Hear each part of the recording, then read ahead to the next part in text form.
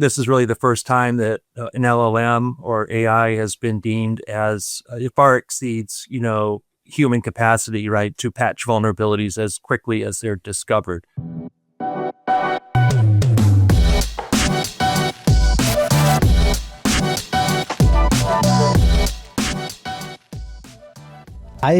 Don't forget, there's an AI networking summit coming up, and you're invited. So go to the onug.net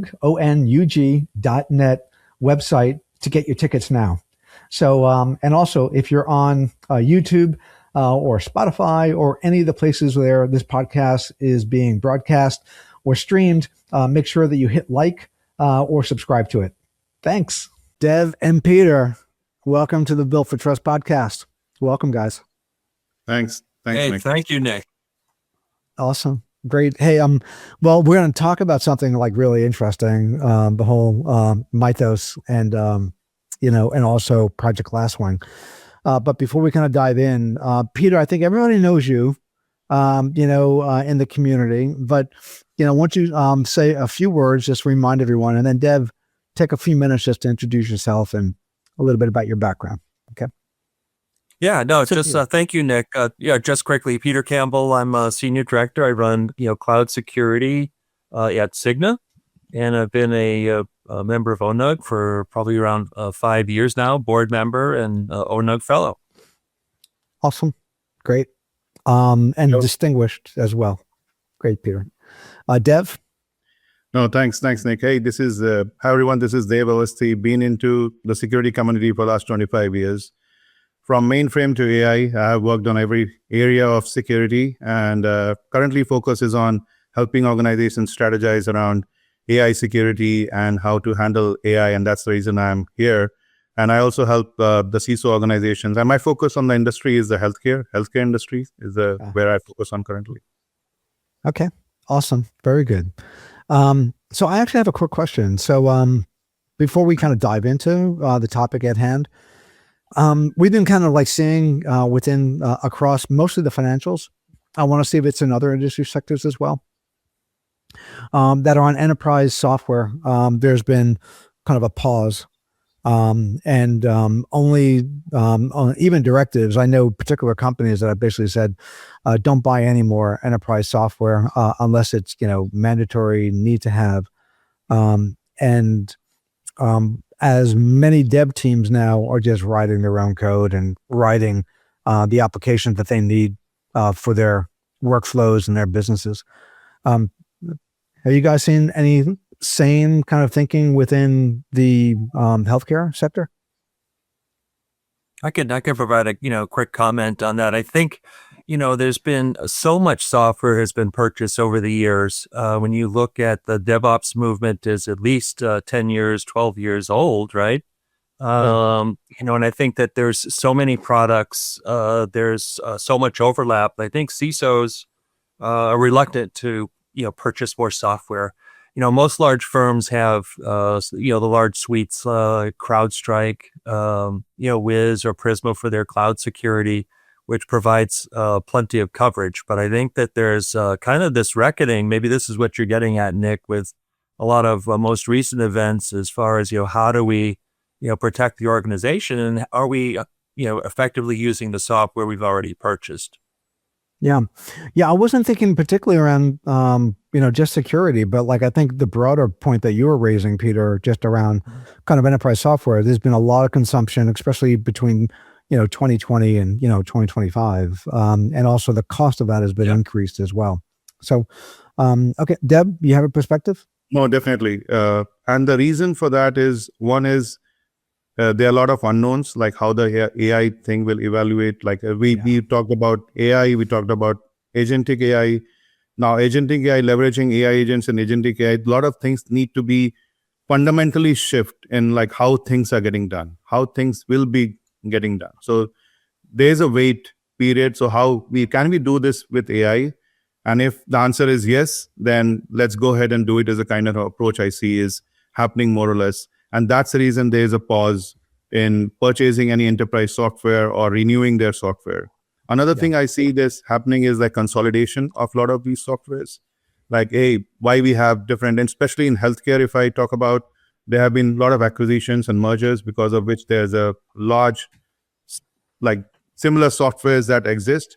So organizations are reevaluating whether we need these software or which is the best software for our purposes to solve the problem that we are trying to solve, as a kind of an attitude. So I completely agree, but there may be different reasons, and these are the two aspects that I typically see. Yeah, I've heard the first reason that you mentioned a lot, as well, and that is, hey, there's so much change going on. We don't know where this is all going, so like, and we have more control now, and so we want to pull back. But let's get to the topic at hand. All right, and we had a Mythos moment, right? So, who wants to kind of explain for the audience what Anthropic, the Mythos LLM model, is, and why it kind of created the big, I'm not sure if it created a scare or if it just created a, like, oh shit moment, so I don't know, Peter, you want to take that one? Yeah, sure. And then, Dev, jump in at any time. But, it's a really interesting time. So that, when, I don't know if it's pronounced Mythos or Mythos, right? But it's really where, this LLM is, and if you've read the product card, the Anthropic card, it's, I don't know, it's many pages long, that talks about, how Mythos was tested in the different use cases and ended up being really good at discovering security vulnerabilities. The problem is it's also really a great product, let's say, for attackers to attack organizations. Yeah.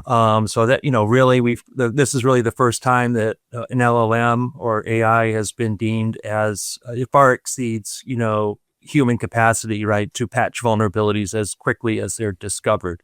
That's like a very, kind of a broad brush view of it. I think everyone knows that only select, companies actually have it. We've been in touch with some of those companies, and even within, I think, Cisco and some of the other, CrowdStrike and some of the other common cybersecurity names have, Mythos internally, and I understand they're also keeping it contained, right? It's not to be exposed, outside. We'll try to get out of the box that it's in, apparently. But, and I think what remains to be seen is how much of this is hype versus, the reality. And Mythos is not the only thing. There's actually other LLMs that are similar that are coming into the market as well shortly. Dev? No, definitely. And then Peter and I, we were talking about it a few weeks, last week itself. And the idea is, like, there were certain things that were happening. Other LLMs were there. But with Mythos, the jump is exponential. Like, the way it is claimed to be it is not yet available publicly, but what it is able to do, find thousands of zero-day vulnerabilities that were sitting there for 10, 20 years. And then it can also exploit is definitely a game changer. So I call it more of a structural change that has happened. Like earlier, we were focusing on, okay, once it is discovered, we will focus on how to exploit it, or it is exploitable or not, and so on and so forth. But now with this, it's like we need to think about how we are discovering and patching, and also doing that, how we follow that process. So from weeks of discovery and patching, it has changed to just few hours. And within few hours, you have an exploitable. And it is, if it goes in the hands of script kiddies or people without any knowledge, they will just play around with it and create a lot of nuances that will be hard to manage. That's the big fear. Yeah. I'm sorry, Dave. That's the big fear, right? That it's lowered the bar for entry, right? So if this falls into the wrong hands, as Deb correctly states, attackers with very low skill, right, can actually attack your corporation. Yeah. This is like, so one, thank you both for kind of explaining that, for everybody. To me, this is, I kind of view it like there's kind of double-edged sword, on the one end, there is like, okay, get into the wrong hands and there's a lot of exposure. And that's why, Project, Glasswing was created, like let all the financial institutions have access to it. I think most of the hyperscalers, as well, and various different suppliers. And I think I haven't seen it, but I've only heard it because I was just, on a call a little bit earlier today that, Microsoft in particular, they have about 110, 120 or so patches that are ready to kind of come out. So this is hardening the software infrastructure. The era of human written software is now getting AI-ified. So it's like everything that was written by humans are now starting to get reviewed by AI and then patched, and that patching is the storm that we're about to like undergo is huge around getting ready for that. So I know we're going to get to talk about that, but I think on the other side, the other side of this is that I would hope that we would have much more secure. Once we get on the other side of this, we have much more secure software. And that is patched well, and that is, sustainable, and that is, just protected. That's my hope. I don't know if that's going to be true or not, but that's the way I kind of view it. So I guess when we deal with the side around patching, so I guess are we at the end of a patch cycle, or will this at the end of this, will we have the death of a patch cycle? Is there something new that we're going to be doing to kind of keep our software up and running after this? Oh no, that's a great point. I mean, Mythos is going to expose all sins, right? So secure development, security by design, right? That's been around for years, right? That's been around for a very long time. Secure defaults. We talked a little bit about DevOps and CI/CD pipelines, and breaking or stopping builds that don't pass different security checks and evaluations. It's really going to put an emphasis on security hygiene. I know that Dev and I were talking about that as well. We may not need to do anything really that much different from what we're supposed to be doing today, right? So the question is, are those things really happening that should be happening across your organization within, starting before any code is developed, right? Even before code is developed, developers are supposed to develop a threat model around their code, right? And practice defensive coding practices and so on. Teams are really challenged, right? And now you enter AI coding assistants. We've talked about that too as well, Dev, right? As far as the pace of, how quickly we need to turn around and builder teams need to deploy code. Is this speed is also a challenge to ensure that this is being done in a secure way. And one thing I would add to that, like defending AI with AI, what you're referring to, Nick, is like we need to leverage AI. And I've seen many organizations talking about, we have Mythos or there are things like that, let's freeze. So we don't need to freeze. We need to continue to act and start defending against AI. Use AI to defend. Otherwise, if we continue with the traditional approach and native approach, that is not going to help us with this entire thing. We need to leverage AI for our defense. And that's a big change or shift that I would hope that organizations are doing instead of just waiting and trying to find somebody else will go and find the solution. No, that's not going to happen. You need to work on creating your own ways of creating AI agents that will defend against those risks that Mythos or any other tool that will bring in future. The adversary now has AI, Nick, and the adversary or the attacker, they're not going to meetings, right? Several meetings every day, right? They are spending their full-time job is to attack us, right? The companies. And the defenders are, really struggling. I think it's going to be a struggle to keep up. And I think that's one of the things, I don't know if we're going to get to this or not. Dev and I were talking about kind of the human toll of this, right? Teams are already, and we've talked about this before too, Nick, with on the CSNF project and the wall of worry, the amount of alerts, alert fatigue, and, teams being, security being fragmented. Teams are faced with, they can't scale their staff to meet the increase in use, that type of thing. I think that also, makes it a really hard problem to solve. Yeah. So I think what I'm hearing is that, okay, the model that we've had in the industry for the last 30 or 40 years has basically run its course around patch management. And now we're into like, I think you guys have coined this term. It's in like the session that you're going to be doing, digital Darwinism. Right. And so, and I think, Dev, you were kind of alluding to that, right? So it's like, and so were you, Peter, as well. Like, the attackers are iterating potentially faster than the defenders, and that you really now we need to, when the systems are, when they go through this cycle that we're about to go through, then how do you maintain defense? All right. And that is through defending agents, is I think what you're referring to. All right. So do we want to dive a little bit into like this digital Darwinism and, and how we now protect these systems? Yeah, I mean, we can certainly go ahead, Dave. Yeah. No, so I was trying to say that definitely that is happening. And for that, we were talking about technology in the past. It is not just the technology that is going to change. We need to change that mindset. That first step I would recommend is the change of mindset that is needed, where I see many times when we have these conversations around AI, it's not there yet, or it will not get, we are not the targets, we will not get attacked. So that kind of mindset change is the first step. The second step, I would say the process. The reason I'm saying that second step is the process is because you need to change how you're doing things with AI instead of trying to embed AI within how you have been traditionally doing it. Like if you're doing the patching and things like that, that's not how it is going to work. And the third comes the technology. And that's the reason the initial question, Nick, you asked, like why people are holding off on purchasing new softwares and technologies and things like that, is the reason that they want to reinvent that process. So you need to reinvent how you are doing things, because traditional way of doing things is not longer. And that's how it is going to happen. And that's where I see we can go neck and neck with the attackers by leveraging AI, changing the process and the mindset, and then applying those technology in place. Yeah.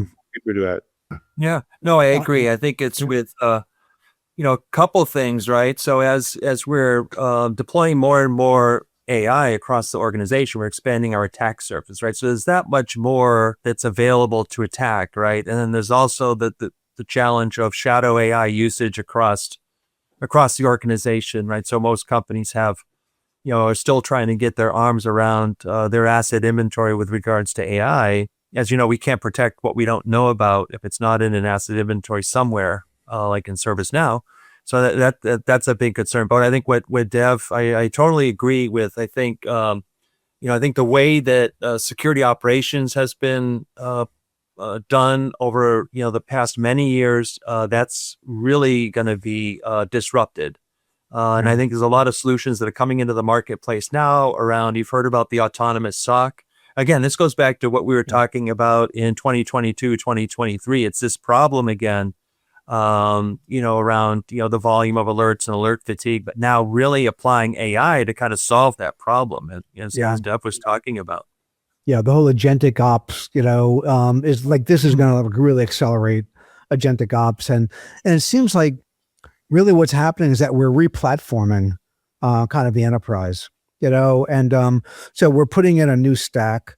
It's being built by AI. Obviously people, kind of like using AI to generate code that understand the workflow and have context, domain experience and context to what outcome that they're looking for, but have it very uniquely designed for their particular operation and their workflows.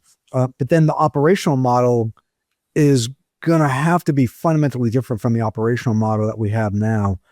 And it's interesting too, because from other corners of the world, not the world, but from the industry, a lot of folks are saying, well, now this elevates the role of the network in this model, because the network is the place where you see everything, where there's a source of truth,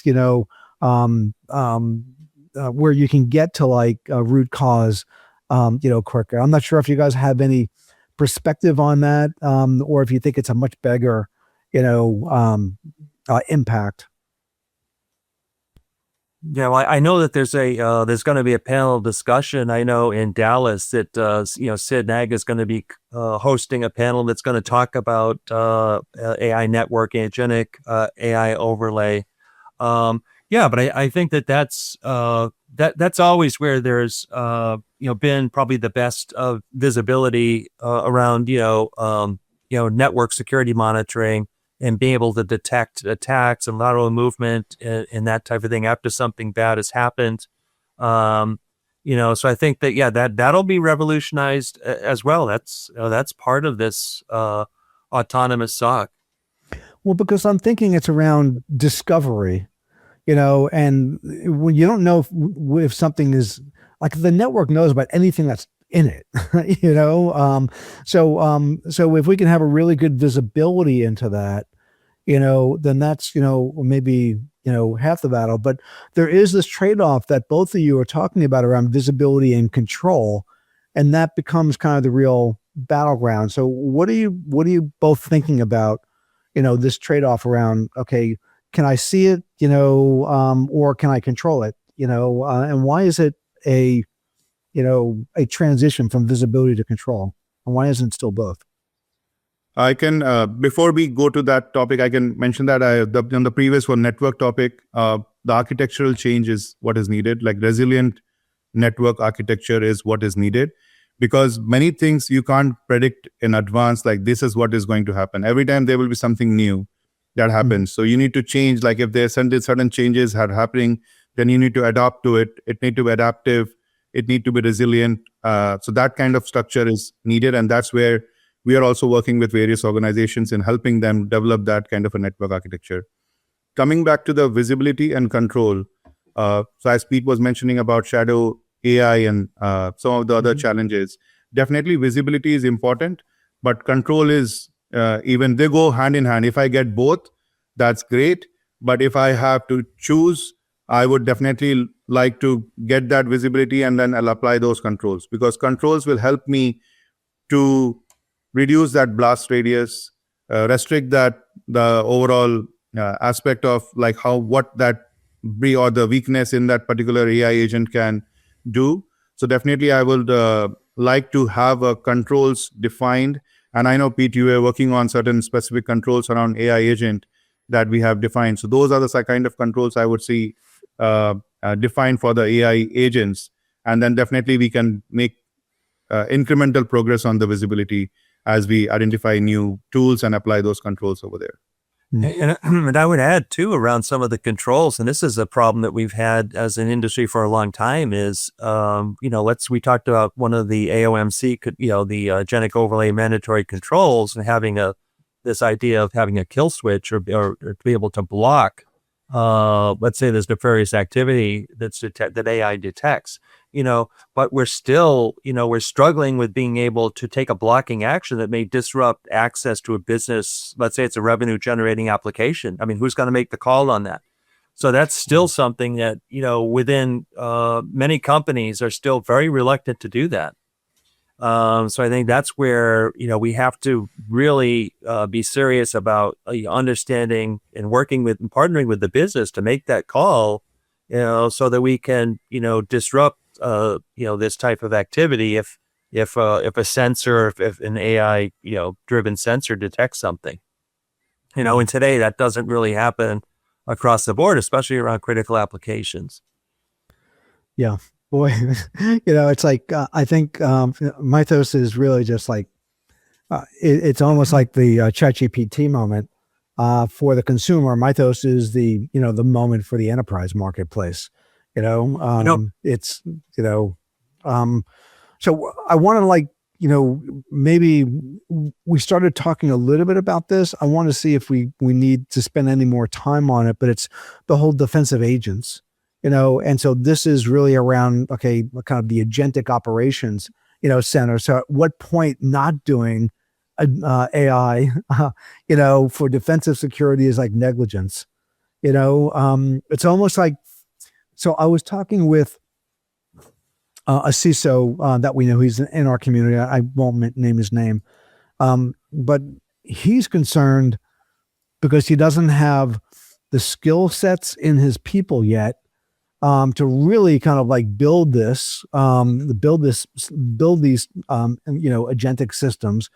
He's getting a lot of pressure from his board, and there's like a Fortune 50 company, to move fast. And so he's kind of stuck. He feels like he's a little bit stuck hard, rock in a hard place. And he feels like if he doesn't move as fast or to satisfy the board, they might let him go. It's almost like James Beeson, Peter, I'm not sure if you remember this. You should, because I think you were interviewing at the spring session when he said over at Pfizer, the mantra now is change the people or change the people, meaning that like, if you don't change them with AI skills, if they're not able to like get upskilled, then you're gonna have to change them out with people who have them. So I think, so anyway, there's going back to the real questions around defensive agents. Are we at a turning point now where this is not something that there isn't much of an option? Yeah. That you've got to go forward with it. You've got to get it under control. And you've got to have the governance in place so that you can do this in a low risk way to protect your organization. So it's a little bit of a scary time.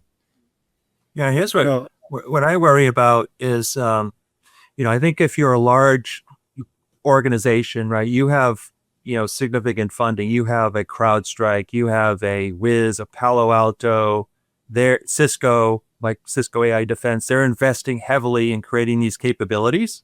Yeah. Not everyone can afford that. So if you're in a critical infrastructure, if you're in a utility, water, some of these other critical infrastructure, I know for a fact that they don't have the ability to go and get a CrowdStrike, many of them. Yeah. So they'll be relying on their people. And coming up and as far as I don't know if too many open source security solutions that provide agentic AI capabilities, but it's a tall order to ask people to start to, create their own autonomous AI driven security, defensive systems. It's a very complex undertaking. So I'm sure that, Dev at Accenture, you probably have some perspectives on this. No, definitely. That's where we're calling it reinventing. So every individual need to think about, every process need to think about how we can leverage AI. So that should be the first thing to think, not only within security, but across the organization. That's where we are seeing with our customers and partners as well. So where they are reinventing things with leveraging AI in every aspect of it. And you brought a very important point, Nick. I was talking to Peter yesterday or day before when we were catching up on like organizations are letting go people, but they're not talking about that reskilling piece of it. That reskilling, you need people to help with that mindset, that process. And then when we build those AI solutions, so you need people to develop those and you need a different kind of a skill set, not the same kind of a skill set. That's the only difference. That's how the organizations need to be thinking about it and reskilling the team to add it. Another important thing is like when you're designing like security by design, like when businesses are creating their roadmap or solutions or things like that, security should be part of it. What I see currently is there are multiple roadmaps, like business has its own roadmap doing things, then security has its own roadmap, and then they try to match them together and then they struggle with it. And sometimes they are missing it. There need to be a consistent roadmap where everything comes together. Then only we can achieve things at speed. Because that speed, machine speed is, we can't achieve with human led approach. So we need to combine these certain siloed approach that we are having to get integrated approach and get the solutions upfront plus. That's how we can have that. And AI is a big enabler of by design because then you can get things at front of the solutions itself instead of afterthought. Yeah. Well, I'm amazed even with these tools too. Like I'm actually writing code these days. Like I'm an electrical engineer. I'm not a software engineer. It's like I can actually write code and I'm like, wow, and it's like, that was like, I took Pascal courses, it's like, that's how old I am. I never enjoyed writing software, that's why I was electrical, so, but like now I do, it's like, anyway, I digress, on this, but like, Deb, to your point, there is no doubt there's a new skill set. It's especially within our community, we've talked about the difficulty of living in exponential change time, where small amounts of time generate massive change, and we're in one of those pieces like right now, and how well companies are able to like manage that transition is going to be do or die. Some companies do really, really well with it. Some won't. I think, we're in the very beginning innings of something that none of us really totally understand, but we're kind of like, dealing with it, as it comes at us, maybe, any thoughts on, Yeah, no, on that? definitely. One thing that I also see and I recommend is we can't get like many times we look for perfection. So the strongest is not going to survive. The organizations that are more adaptive to the change are going to the one who will win this AI race that we see. So that is one aspect. And second is we need to make it incremental. We can't get a perfect solution in one go. We need to be incremental changes is something that is needed. That you should start adopting AI, do small wins is something that is needed, and that will help you achieve the goals better instead of trying to do something big and then not achieving it. Iterative model is something that is going to work well than a big bang kind of a thing that we have been seeing within AI as well. Yeah. Peter, did you want to add anything? No, I mean, I would agree. I mean, I think that there's and also, it's not all despair, right? I mean, I think that, companies, we need to trust, right, that and have confidence in the architectures that we spent years developing and building, and everyone's executing on some type of roadmap, and the work within cybersecurity is never really complete. But I think, we were talking about this, Dev and I as well, is like, hey, there's a number of foundational controls that you already have in place. And really, are you optimizing those? Are your people and processes, harmonized, with the technology that you already have? Most likely that's what really has to be addressed, right? Because we're going to have to be able to patch more quickly. We're going to have to be able to respond to threats more quickly. All of this gets kind of amped up. But I mean, it's not a time to, begin to just tear apart your architecture and start with a new approach, right? I mean, it has to be incremental, as Dev said. And I think that there's, and I think we have to, really rely on our trusted vendors and partners to help bring solutions to us to kind of address, what the velocity, the change in the velocity that we're seeing. So it is a big moment for us. It's going to, the industry is going to completely, it's going to be a completely different picture 5 years from now than what we're living through today. Yeah, it's like, it almost seems like there needs to be maybe not a new compact, but maybe we kind of we let capitalism do its work, and that is there's a new set of requirements that are driving kind of the enterprise marketplace, and the vendor community hopefully will respond to that, with appropriate products and services that we can consume, that we utilize to protect. But it seems like there is something really fundamental, around how infrastructure is about to be built and operationalized. So the whole build, design, build, run will still stay the same. It'll be accelerated, but it's going to be different on how those steps are all done. Is really, I think the bottom line. So, okay, so we have a couple of sessions that we're going to be expanding on these topics at the AI Networking Summit in Fresco/Dallas. That's May 13th and the 14th. So, Peter, you have 2 sessions. Why don't you talk about those? And one of them you're doing with Dev. Yeah.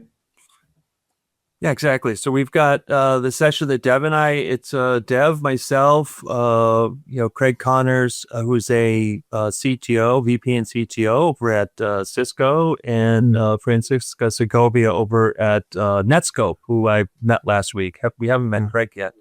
But this was really what we wanted to do. We're so excited about this panel, and the topic is especially so relevant. We're going to cover a lot of what we've talked about today. But in more detail, we'll be talking about the agentic overlay mandatory controls, and we'll and basically, we know that Mythos has hit the market right since we've actually put this talk together. So we're rapidly adjusting that, with the help of Dave as well. So it's going to be a very engaging panel discussion. So I think you're going to get different perspectives from product managers, from practitioners and leaders like myself, from people like Dev, who's a CISO advisor at Accenture, and executive like Craig, who's a VP over at Cisco. So I think there's going to be a wealth of knowledge and great conversation on that panel. There's another panel that Sid Nag is hosting. It's agentic overlay and agent to agent fabrics. That's going to really focus, I think, more on the network overlay and some of the what we touched on a little bit during this conversation. But it's going to have some great people on it. I mean, we've got not only Sid, who's the president and chief research officer over at Tectonics, but we've got James Walker over at from DXC. And he's the chief administrative officer there. I mean, he's awesome. He'll have some great takes. I'll be on it, and also Forrest Bennett. I mean, Forrest Bennett from over at FedEx, right? He's their cybersecurity, distinguished engineer over at FedEx.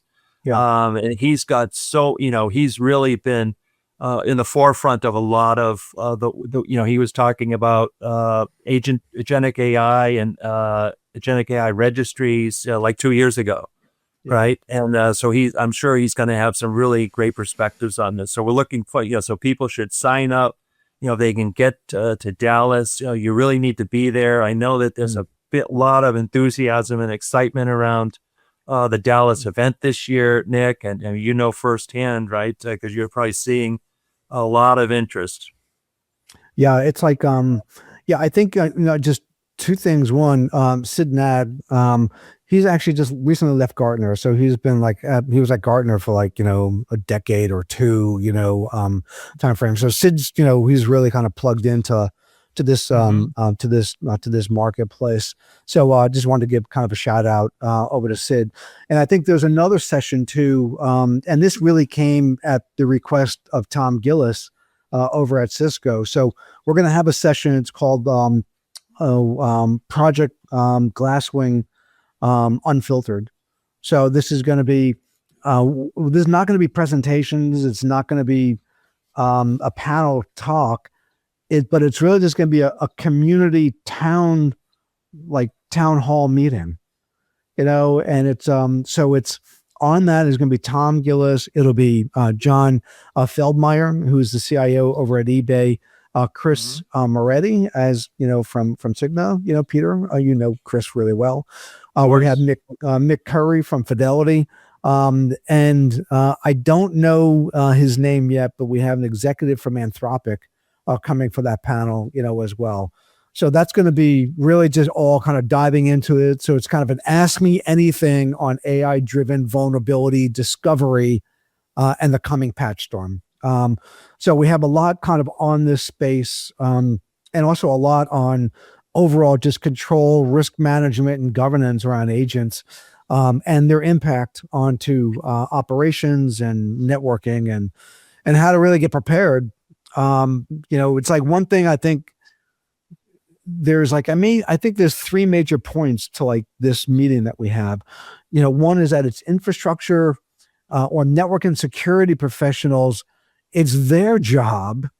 It's not the job of, Anthropic or OpenAI or Gemini or what have you, but it's their job really to put in the controls, the governance in order to make their company be able to harden their infrastructure to be able to accommodate AI workloads to put their company in the best possible position.